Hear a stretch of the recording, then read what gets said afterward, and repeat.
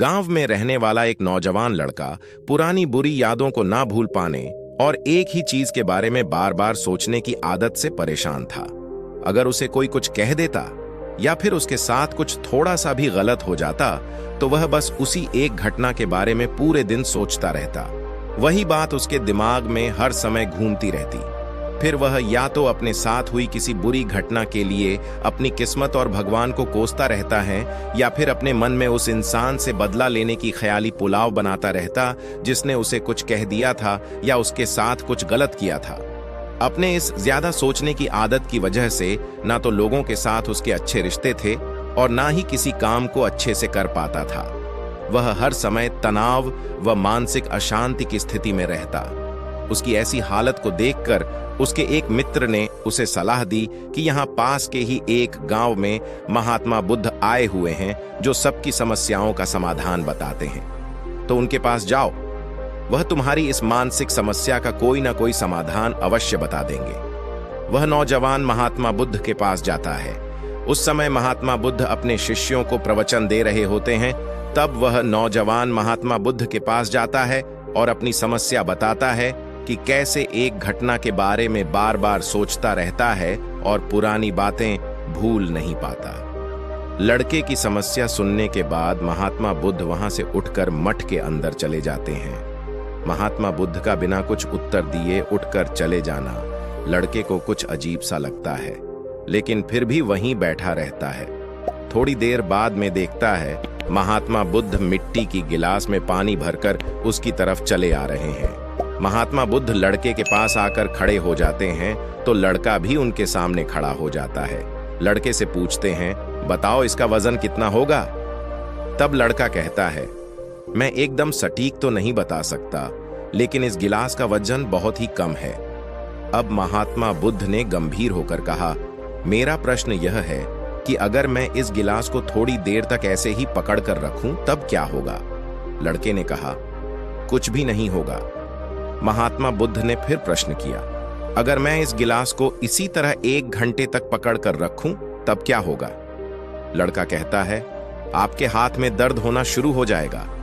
महात्मा बुद्ध ने फिर प्रश्न किया, अगर मैं इस गिलास को ठीक इसी तरह पूरे दिन पकड़ कर रखूं तब क्या होगा? लड़का कहता है, आपके हाथ में बहुत ही भयंकर दर्द होना शुरू हो जाएगा। आपका हाथ सुन्न भी हो सकता है और आपकी मांसपेशियों में भारी तनाव आ सकता है और यहां तक कि आपके हाथ को लकवा भी मार सकता है। महात्मा बुद्ध ने कहा, बहुत बढ़िया, लेकिन क्या इस दर्द से छुटकारा पाने के लिए मैं क्या करूं? लड़के ने कहा, गिलास को नीचे रख दीजिए।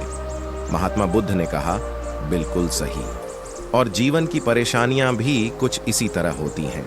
इन्हें कुछ देर तक अपने दिमाग में रखिए और लगेगा कि सब कुछ ठीक है। उनके बारे में ज्यादा देर तक सोचिए और आपको पीड़ा होने लग जाएगी, और इन्हें और भी देर तक अपने दिमाग में रखिए, फिर यह आपको अशांत व पागल करने लग जाएगी और आप कुछ भी नहीं कर पाएंगे।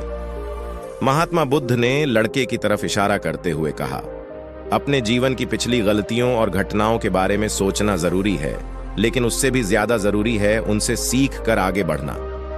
अगर तुम एक ही बात को पकड़कर बैठे रहते हो तो ठीक उस गिलास की तरह यह भी तुम्हारे जीवन में दर्द पैदा कर देगा। अगर तुम आज अपने अतीत को लेकर बैठे रहते हो तो यह आज भी तुम्हारे हाथ से निकल जाएगा और फिर तुम भविष्य में इसके लिए पश्चाताप करोगे।